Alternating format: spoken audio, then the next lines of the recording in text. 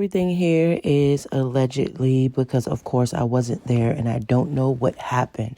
But I am taking this account from investigation that I have done. So to be completely honest, this all started over chains.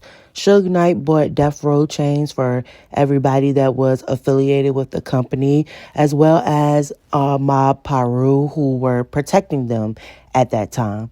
Now, the Southside Crips were Mob Piru's biggest rival, and it was heard, out in the atmosphere that they were going to be going after the Death Row chains. Now, this was a problem because Suge had not, only bought the chains for people that worked at Death Row and artists and the gang members, but he also bought chains for like some of their family members and things like that. So this was a really dangerous situation for them to be in. Now, Trayvon, he's one of the members of the Mob Piru gang.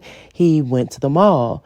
And while he was at the mall, some members of Southside Crips, they saw him. And of course, they went for the chain. Now, Trayvon was able to hold it down and he got his chain back. But he still remembered the faces of the people and knew that they were associated with the Southside Crips. Fast forward to a couple week or two later, Suge and Pac go to MGM. They have a whole entourage of people with them, including Trayvon and other people affiliated with the gang. Now, Trayvon sees a man named Orlando Baby Lane Anderson. He tells them, he's like, hey, he's one of the guys that was with them, when they tried to take my chain. Now, Tupac instigates a situation between the two crews, and he also instigates a fight. And of course, Orlando ends up getting stomped out by the Mob Piru gang members who were there along with Tupac. Later on, Suge and Tupac are leaving MGM. Keefe D, his nephew, and another man just so happened to be riding by the MGM as they're pulling out, of the valet, the parking lot, whatever. And they spot them. Keefe D actually spots them. So they go to the light, they make a U-turn, they pull up on the BMW that has Suge and Pac in it, and allegedly Orlando Baby Lane, he emptied the clip. Now, all of this stemmed from the chain situation and the back and forth between the gangs, but Tupac put himself in that situation and made himself a direct target by instigating the situation and starting a fight with Orlando that night. Now, what Keefe D is alleging is that Puffy offered him $1 million to take Tupac out. Now, he has made this allegation on social media platforms, in his book, and supposedly in a secret interview with LAPD. Now, James McDonald, previously known as Mob James, was a member of the Mob Piru gang. And he did confirm that Diddy was known to have put a price on Tupac's head previously because he wasn't going to be the type that was going to come down to California and try to resolve that concern for himself. He was definitely, scared of Suge. And Keefe claims in a recording that when Diddy was told it was their entourage who shot Pac, he was happy as hell. And he also claims that after that, that's when Diddy paid the fee for the hit to this man, whose name is Zip.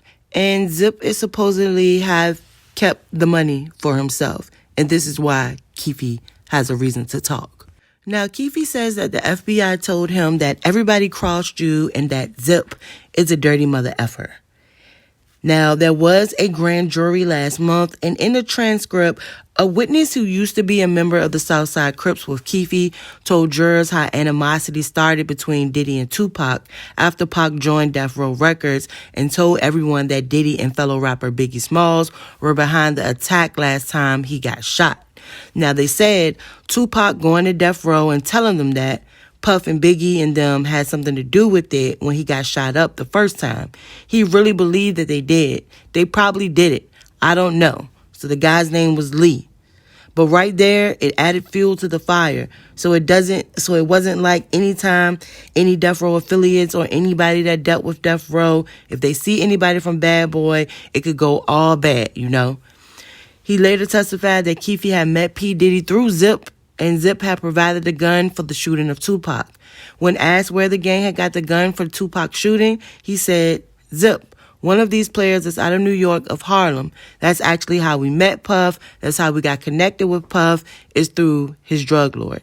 Even bigger, he was even bigger than Keefe, way bigger than Keefe D, but out of Harlem. And he had a compartment built in his Benz, and he told Keefe, I got the pistol if you need it. Suge Knight stepped into the chat to let us know that even though he is one of the last living witnesses from the situation with Tupac, he will not be testifying. In an interview from a California state prison, he disputed the allegation that Davis's nephew, Orlando Baby Lane Anderson, was the gunman that killed him. He said Pac's not going to tell the story. He's not going to tell the story either. He also said he's not going to say anything bad about Orlando because it wasn't him.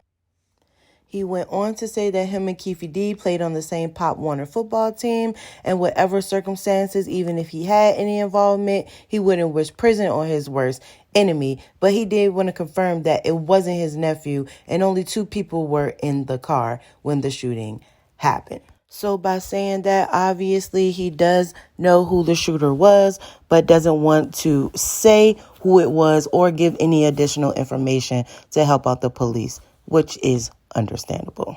Now, again, Keefe is saying that what he said can be solidified by the things that he wrote in his book, and there's also this police interview. He said, come on downstairs and talk to you. Oh. He tells you, seriously, man, I need to get rid of these guys. I mean, he's looking at you in the eyes and he's like scared. Yeah.